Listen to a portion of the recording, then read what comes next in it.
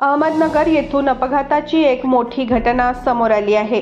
ST महामंडळाच्या बसचा भीषण अपघात झाला आहे। बस जागीच पलटी झाल्यामुळे यातील काही शालेय विद्यार्थी जखमी झालेत। जखमी विद्यार्थ्यांवर प्राथमिक उपचार करण्यात आले आहेत। मिळालेल्या अधिक माहितीनुसार अहमदनगरमधील संगमनेरमध्ये ही घटना घडली आहे। प्रवाशांनी भरलेली ही बस राहुरीकडून संगमनेरकडे निघाली होती। वाटेतच बसचे एक्सेल तुटले, त्यामुळे वाहन चालकाचे वाहनावरील नियंत्रण सुटले। त्यामुळे प्रवाशांनी भरलेली ही बस रस्त्यावर पलटी झाली।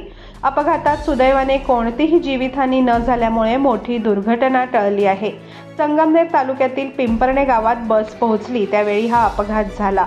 सकाळची वेळ असल्यामुळे गावातील अनेक विद्यार्थी शाळेत जाण्यासाठी निघाले होते। बस अपघाताची माहिती मिळताच मुलांच्या पालकांना ही माहिती कळवण्यात आली। आपल्या लेकरांच्या काळजीने आई वडिलांचा जीव कासावीस झाला होता। जखमी विद्यार्थ्यांना उपचारासाठी संगमनेरला पाठवण्यात आले आहे।